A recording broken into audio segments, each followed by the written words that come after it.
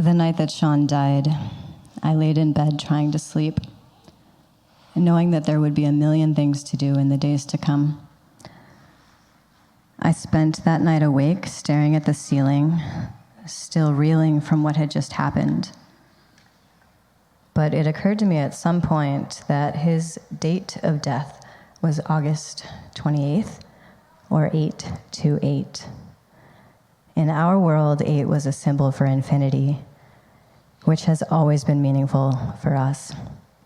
You see, we teach that we are not confined to any one identity, a doctor, a student, a wife, a father, but you are a compilation of an infinite number of identities and titles, thoughts, and emotions. We are complex beings. So 828 to me is infinity to infinity. Today would have been our 7th wedding anniversary. It was September 14th, 2012, on a beautiful day in Chicago that we celebrated with family and friends. Except that Sean and I had been celebrating marriage since January of 2011. At that time, a year and 8 months prior to our wedding, we visited Arizona, and he asked me to marry him one day when we were out walking. We had stopped under the shade of trees, and he was sitting on one of the tree limbs. He said he felt as if I was being asked by some greater power than himself. And of course, I said yes. So we drove to Sedona, one of our favorite places. We went to the Chapel of the Holy Cross, and we ended up getting in an argument because Sean told the woman sitting near us that we were getting married, and I was mad because it was supposed to be a secret. But that's how Sean was. He couldn't contain his joy, his laughter, his smile. So instead, we drove out to a more fitting destination for us than a church, a gorgeous viewpoint where he again sat in a tree while we exchanged vows that we made up. We married that day, but we didn't need wedding rings because we went back to Phoenix and got them tattooed on our wrists as infinity symbols. In the coming weeks, I will take a solo journey to Sedona, to that same location, and scatter his ashes as we have decided together to do. I know that to some extent, either consciously or unconsciously, Sean was preparing for the end. The last few weeks before he died, he spent hours on the phone mending hurt relationships and making videos to send to people with whom he perceived there had been a falling out. He was making amends. A couple days before he died, he had planned to go swimming with friends, which was a completely normal thing for him to do, but he canceled his plans and told me that he just needed to stay home and be with me. We had talked about everything, what to do if either of us died first. He always said it would be so cliche if he were first to go, that he would be the one to outlive us all. But I always knew that would not be the case.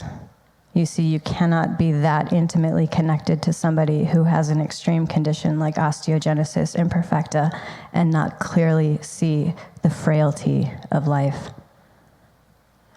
5 years ago, Sean had a similar accident to the one that ended his life. His wheelchair tipped and he hit his head on the ground. After many days in the hospital trauma center and then many weeks of recovery at home, he healed and continued his important work. But we had a conversation around that time.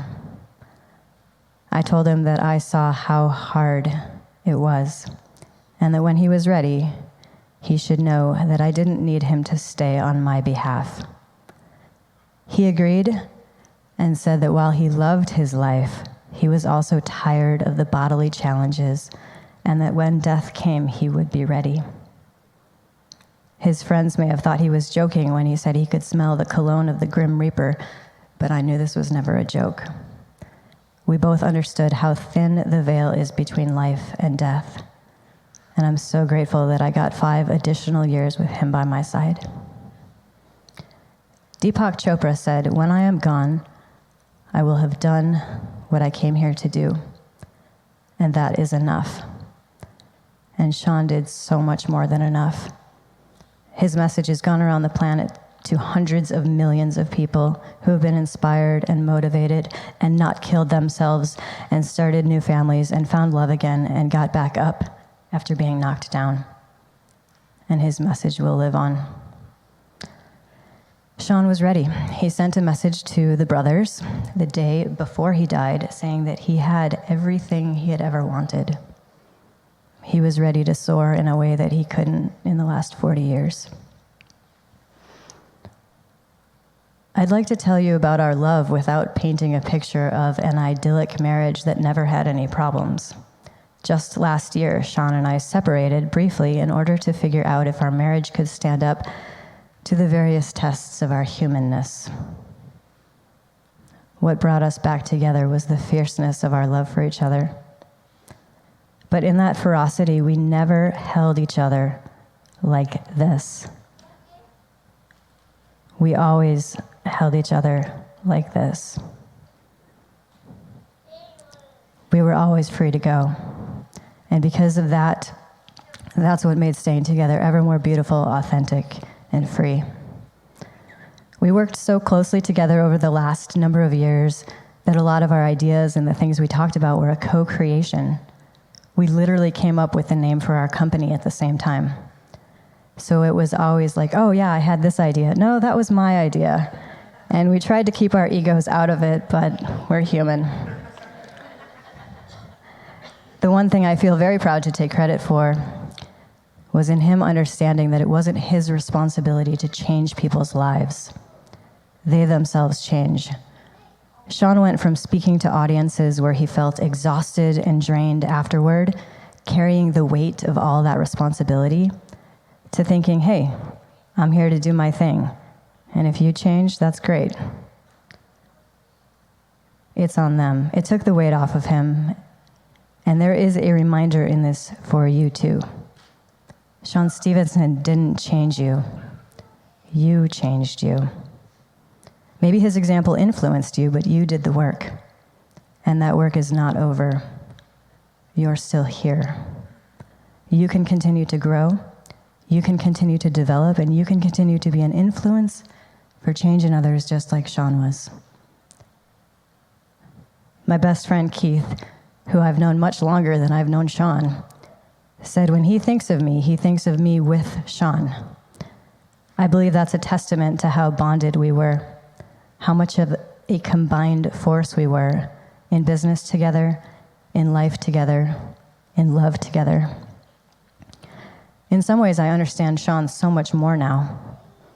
Ways in which he dealt with pain or sought out comfort. I could never fully have understood that, myself not having gone through such excruciating pain until now. I study and teach about the intelligence of the heart, and this experience is nothing short of my greatest lesson on this subject. One of Sean's messages to me since his passing was, remember why you started. There is, of course, a part of me that wants to throw everything away and never get out of bed again. But those of you that know me know that that's not really possible. I'm too driven to help people awaken to their purpose to not continue this work. One of Sean's favorite things to do was to secretly buy someone a meal in a restaurant.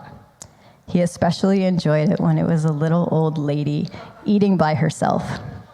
I think they reminded him of his grandma. He would quietly slip his credit card to the waiter for her meal and never say anything to her, but he loved watching her reaction, and he covertly recorded this on his phone many times.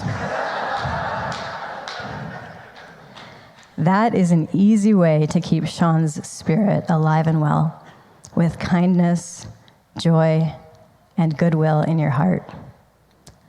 I'll close with this. Khalil Gibran wrote, For what is it to die but to stand naked in the wind and to melt into the sun? And what is it to cease breathing but to free the breath from its restless tides, that it may rise and expand and seek God unencumbered? Only when you drink from the river of silence shall you indeed sing. And when you have reached the mountaintop, then you shall begin to climb. And when the earth shall claim your limbs, then you shall truly dance.